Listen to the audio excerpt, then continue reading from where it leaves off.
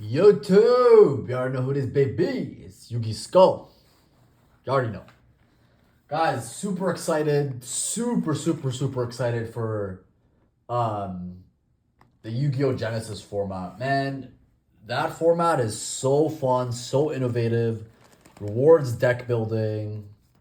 Rewards, I would say, skillful interactions. Like, I think it's definitely like more of a casual format that Yu-Gi-Oh! Has needed for a very long time where innovation is the best possible skill set to have, and then also because the point system, deck building just matters that much more.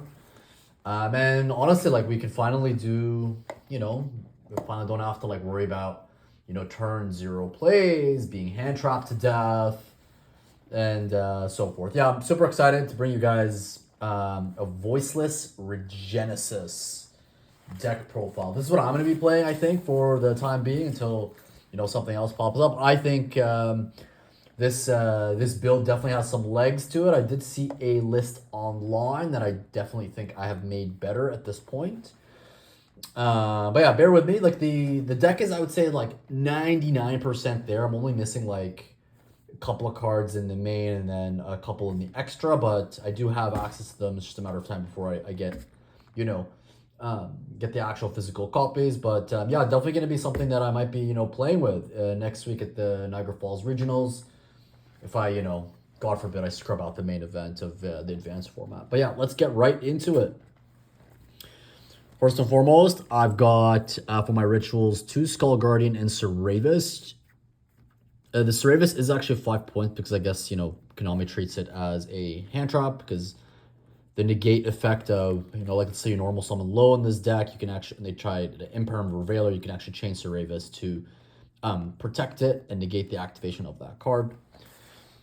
You'll also notice, folks, stuff like Diviner and the Barrier is really expensive in Genesis, so we're maxing out on what we can of the Voiceless engine that doesn't cost us any points. So we also have Low. This is your only normal summon in a deck, and sometimes more often than not, you don't even need to normal summon, which actually is really good in this deck because it means you can get it with maining things like just Kaijus and Lava Golems. Primary Lava Golems, the one that comes to mind that stops you from summoning. So yeah, Low is really good. You have to max out on her. You want to see her all the time. I've got the one old man with all the breakers running around and the kaijus within the Genesis format because a lot of those cards are free. You absolutely must be including this guy because he allows you to essentially reestablish your board in case some of your stuff gets tributed.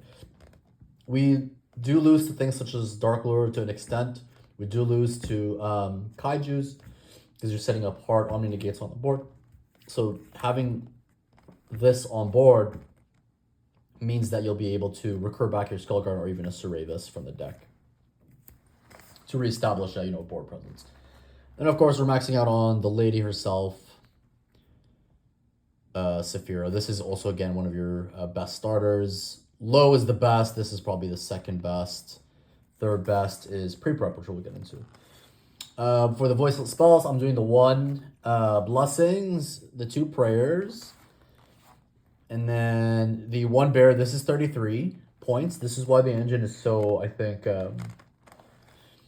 expensive, because Diviner cost points, Barrier cost points, and then also your pre-preps cost points. So this is the ratio that I went with. I don't really want to see this card too much. It's okay sometimes, other times it's not good. But seeing Barrier is just absolutely broken because it means it gets you access to absolutely anything that you're missing. You absolutely must be playing the at least the 1 Barrier in the trap. There's just no chance of cutting any of these just because, again, this is what allows you to loop Seravis and have your end board be some Regenesis Omni Negates, a Skull Guardian for your Omni, as well as be able to loop the Seravis, which is which potentially up to two Solemn Judgments for your end board, which is really good. Also, again, if your board gets semi-cracked, this allows you to, again, reestablish that field presence by ritualing on your opponent's turn. And then this, oftentimes, you're going to use this to either pop fields up to the number of rituals that you control, or you're going to use this for, your ability to actually get the old man out on the field and reestablish board presence as well. So all mandatory, all really good stuff. Awesome. So now for the Regenesis package, because Guys, in the TCG, we used to play when this deck was meta. We used to play like the Nadir Servant package, but Nadir Servant costs 33 points as well.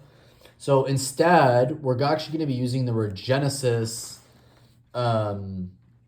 engine here. Just 6 cards within the deck to be able to actually use this as a high-end ceiling and a bigger floor to our deck. But this actually also pairs really well with Lava Golem and Kaijus, which is why I'm also maining 3 Lava Golems, and I'll get into the non-engine in a second. But I really wanted to talk about this card because Regenesis code is, again, it's a starter. So if you're going first, you can actually shotgun this in draw phase, avoiding things such as Droll and Blockbird. You get the Archfiend out on board, you add your Sage. First action, summon your Sage that you can play with Pre-Prep or Saphira to be able to facilitate, in peace, your Voiceless Voice lines of play. Because Voiceless Voice obviously loses to Droll and Lockbird. This, essentially, if you open this, it allows you to play under Droll because they're going to think twice before resolving that hand trap, because you're going to be able to check it first action by establishing a Regenesis Sage, which is an Omni Negate tributing the Archfiend to be able to, continue playing. You'll also notice I've made the option of playing Regenesis Warrior. So the going second option with this package, and again, Regenesis Warrior being a board breaker going second, is let's say you open the code as well as, a Kaiju or your Golem, your Lava Golem here. What you're going to do is you will shotgun the Regenesis code in draw. You'll just slap onto the board your Warrior, or you can actually go Archfiend, add Warrior, then slap the Warrior down in main. But I think the safest play is probably just to get this guy on board, because this is essentially E-Telly. And then you're going to go into main. First action, you will Lava Golem your opponent with call priority, target the Golem, add it back to your own hand. So you can now use this for your Saphira Ritual Summon effect, or potentially continue to breaking your opponent's board. Because this will tribute itself. This will be off the field. Then you can go grab this again. You can essentially tribute another 2 monsters for your opponent. So this essentially loops your Lava Golem and allows Regenesis code and Lava Golem to become 4 body tributes on your opponent's side of the field, which is absolutely insane. So if your opponent is not layering their end board, they're going to be essentially hard punished for the Lava Golem. And to be honest, nothing actually stops cards such as Kaijus and Lava Golem. That's why they're so prevalent in the Genesis format, is because they don't cost anything, and they just absolutely completely terrorize end boards of your opponents. Amazing. So that's it about the Regenesis package. Non-engine, we've got some draw cards. We've got Pot of Greed, Pre-Prep. These are also points, so these are also each 10 points, so I maxed out on them. And then my version of max seat for the format is Rescue Ace Impulse with the Rescue Ace Fire Attacker. This works good first and second because it, again, allows you to replenish your hand economy. And I just basically wanted to have 2 different sets of cards in my deck going first or second that allow me to draw. So going second, this would basically allow you to draw. Then you can open up your turn, your main one with Pot of Extravagance. That's 4 cards that you've drawn already, plus your draw phase draw. It's 5 cards. Because again, you do want to absolutely see a diversity in your engine to be able to not only play the Regenesis stuff, but really you want to be playing the Voiceless Voice stuff, because it is the stronger engine, arguably. Then I did feel like I needed to see hand traps off the Fire Attacker. So I did main the DD Crow. I'm still kind of debating if this should be Skullmeister or the Crow. I'm not really sure. And last but not least, they're not here, but Super Polymerization is another 10 points per copy.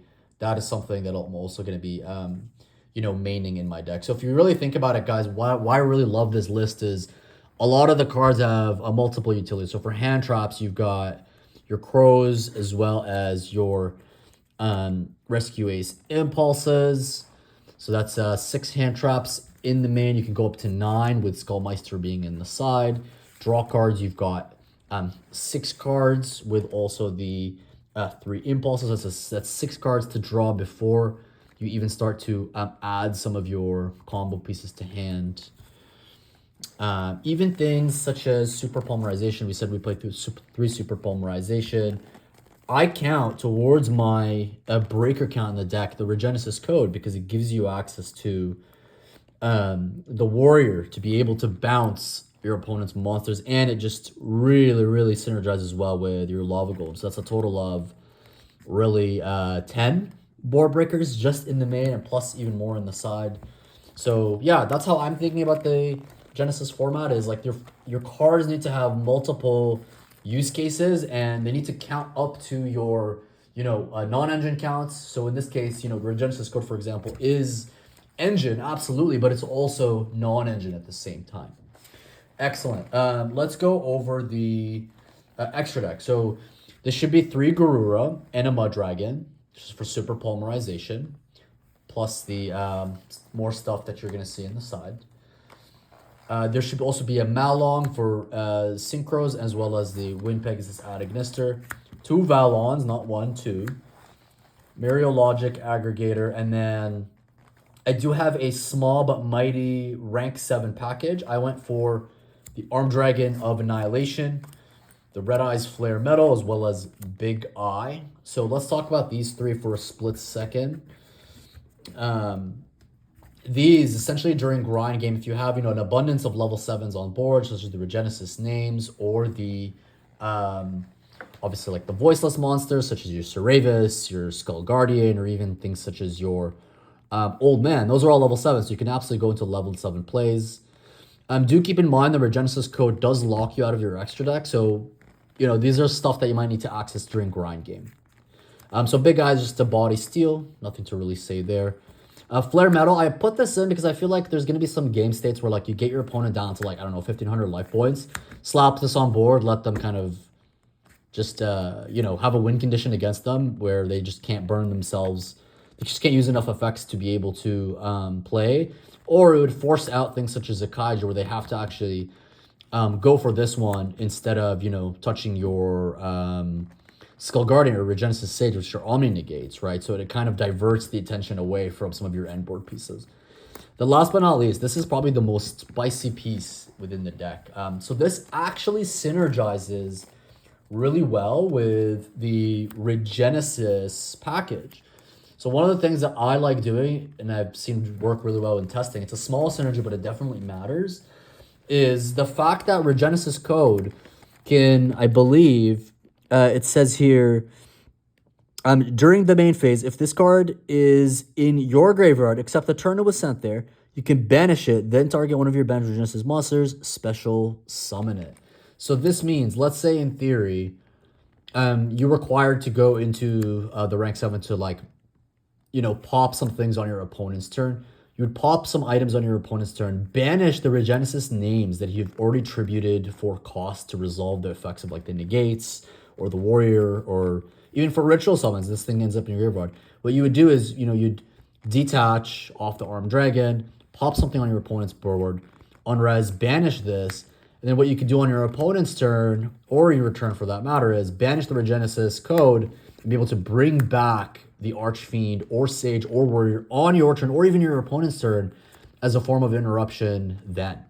So really, really nice synergy between the Regenesis names, the Regenesis code, and the Armed Dragon of Annihilation, where having banishing stuff in your graveyard actually turns on the additional effect of Regenesis code to be able to have a better grind game and better end board pieces even on your opponent's turn, because this is a quick play, guys, which means you can actually use this during your opponent's turn.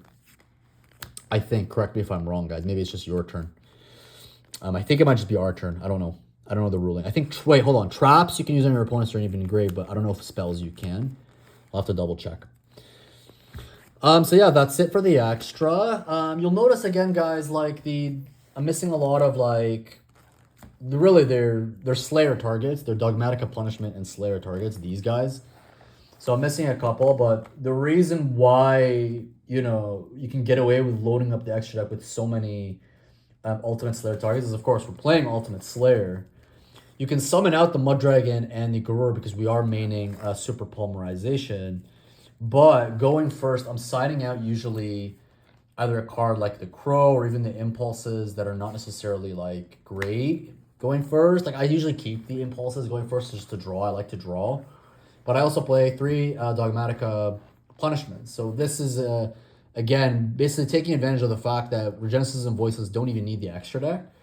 So your Slayer going second and your Dogmatic Punishment going first all acts as the same package, which is the Send from Extra Deck to the Grave package, to be able to either create interruptions on your opponent's turn or even break into boards that much more efficiently.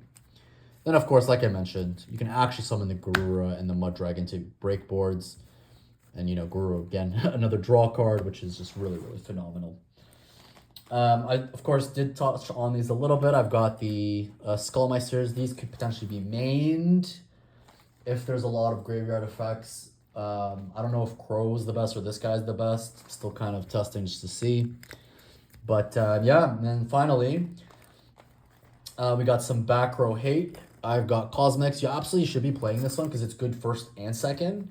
Like against Fire Kings, you can potentially main this post side and then just flip it on the island, and then you're kind of stuck crying. Going second, though, purely, I am playing 3 Hey Trunades. This is really just to address any of like the set traps that your opponent might have. Our deck easily can FTK someone because it puts up your 4100 Skull Guardian. You can put up another 4100 Skull Guardian, that's 82. Or a bunch of Regenesis bodies. 3 Regenesis bodies plus Skull Guardian is usually game. Or a combination of like 1 Regenesis name, Skull Guardian, and Ceravis, that's also game. Yeah, usually pretty good at breaking boards. So oftentimes playing this as like a pseudo Feather Duster where it returns all your opponent's set traps to the hand is really, really good. Especially because hard negates from like the spell and trap zone are actually expensive. So all the solemn cards are expensive in the format. So this essentially checks any of the weird cards, such as, you know, if they're playing stuff like, you know, Breakthrough Skill or like Dogmatic of Punishment, for example. Stuff that like interacts with monsters are easily checked by Hate Trunade. And yeah, I wanted to have at least 6 cards for back row, just because you know, you're gonna see a lot of people post side setting these like floodgates or like setting these like weird traps that cost nothing but are like really, really impactful going first. So yeah, that's it for me, guys. Hope you liked the deck profile. Very, very excited to bring the boy back to the game in his brand new format, Genesis format. It's a 40 card main, 15 extra, 15 side. You don't have to play any more than 4, just to, again, keep consistency as maximized as possible. Hope you guys liked the video. I will talk to you guys on the next one. Peace.